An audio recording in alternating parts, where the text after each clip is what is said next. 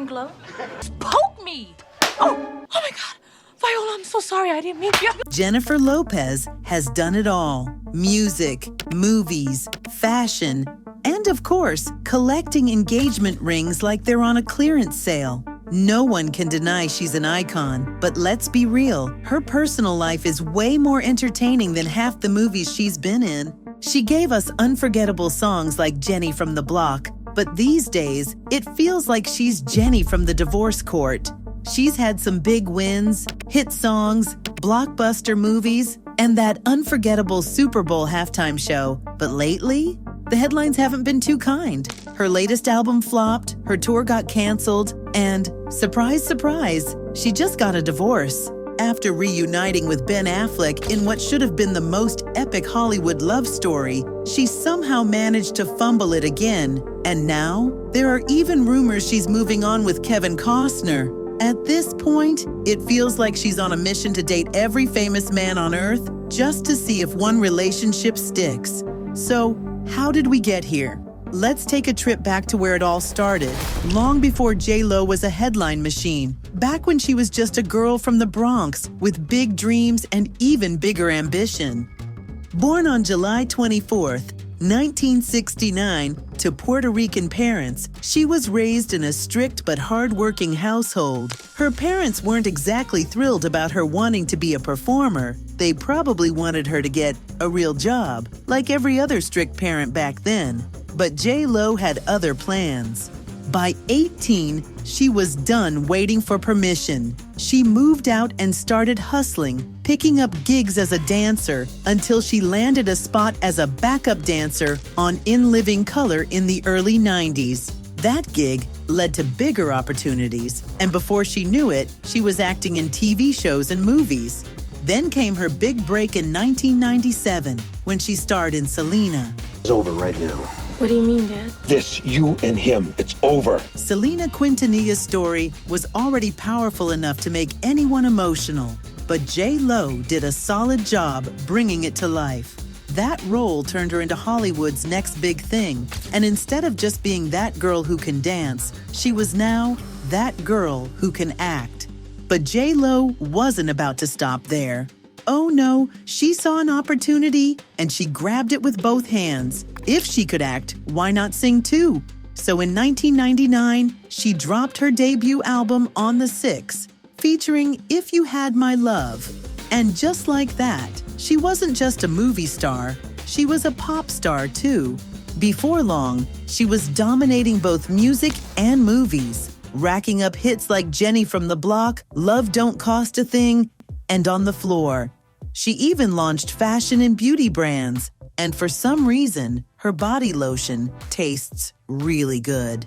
And what do you do with the body lotion exactly?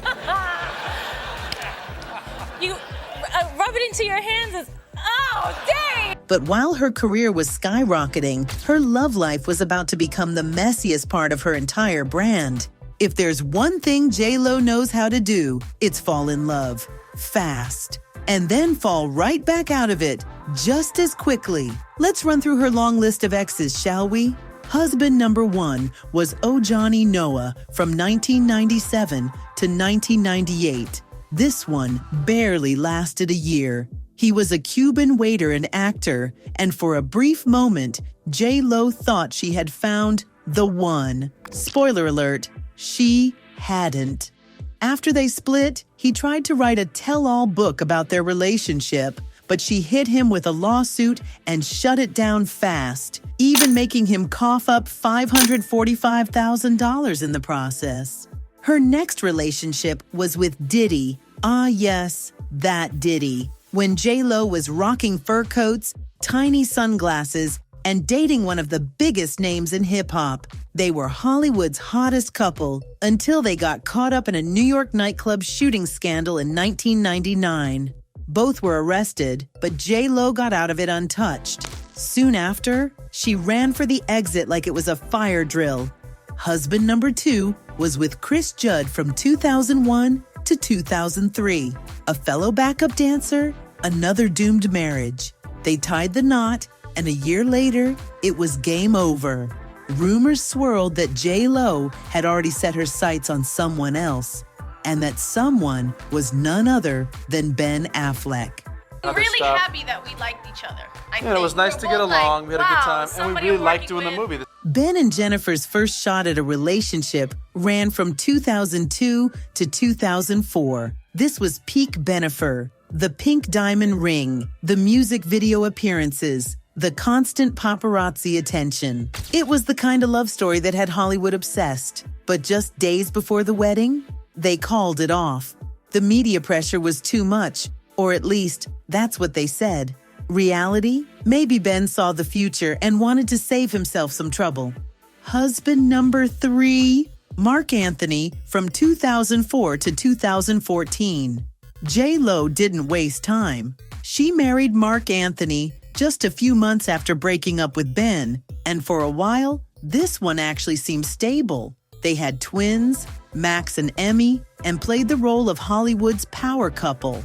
But by 2011, things were falling apart. Rumors of jealousy, career conflicts, and constant tension led to their split in 2014. Let's see. You're a pig.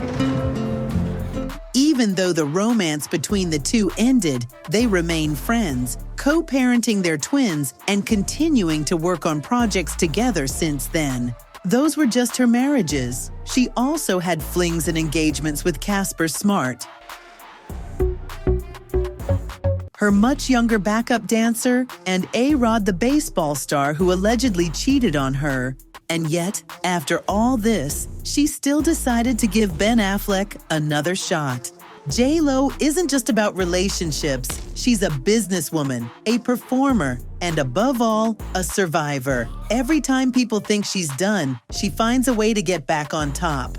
In 2019, she reminded everyone why she was a force to be reckoned with when she starred in Hustlers. Top, where there are no consequences.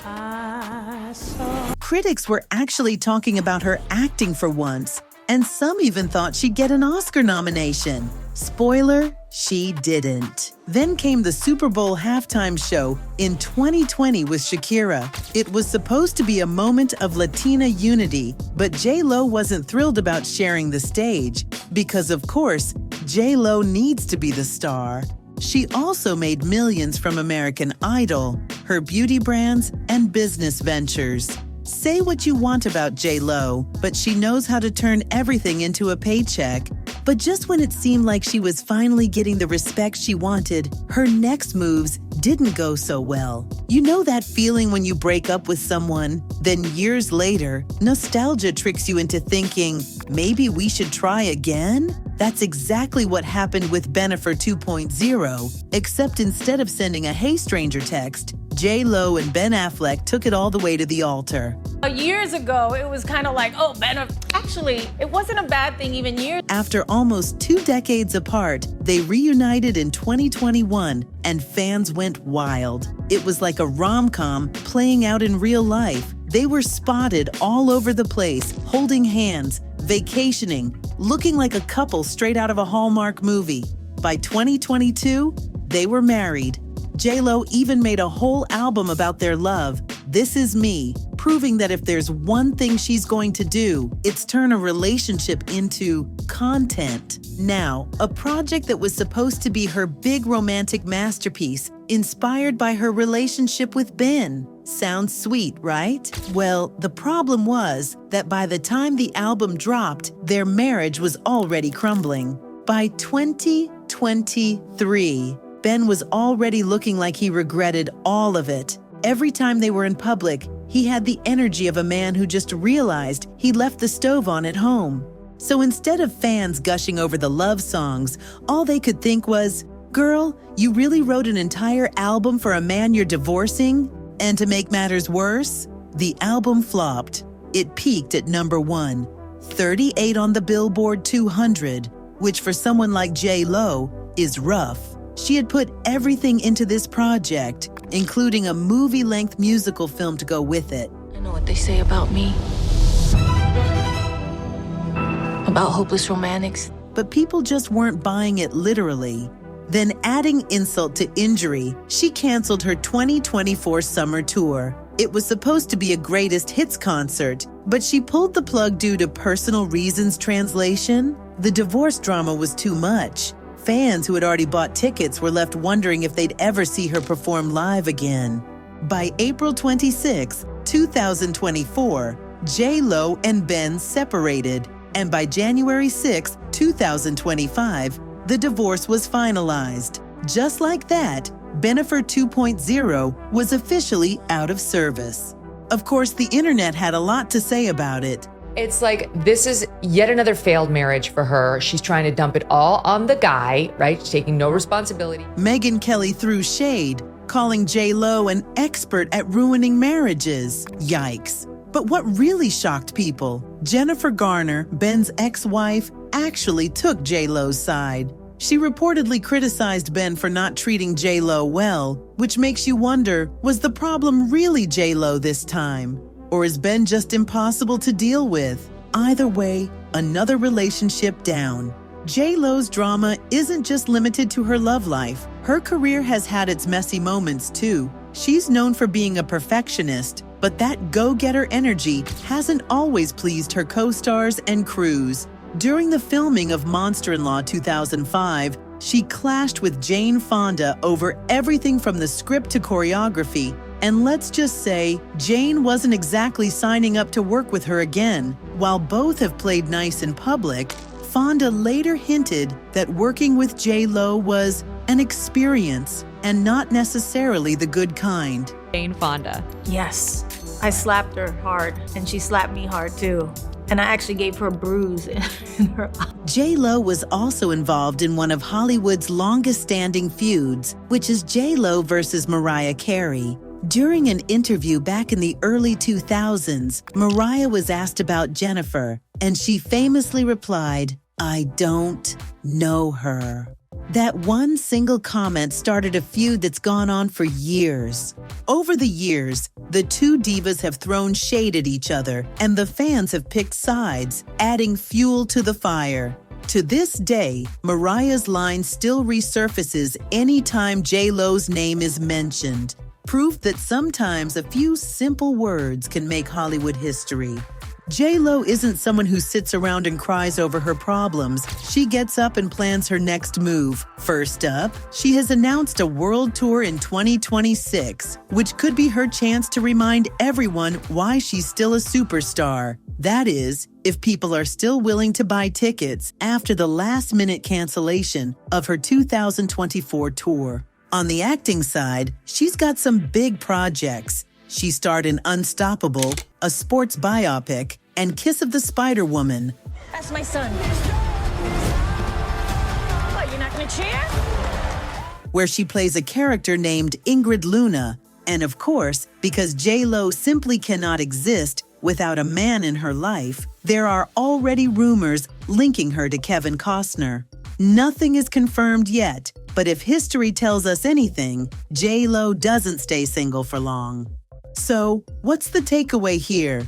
Jennifer Lopez is a survivor. She's been in this business for over 30 years, and no matter how many times people count her out, she always finds a way to stay relevant. Failure is not falling down and making a mistake or choosing the wrong movie or doing the wrong thing at the wrong time. It's stopping. At 55 years,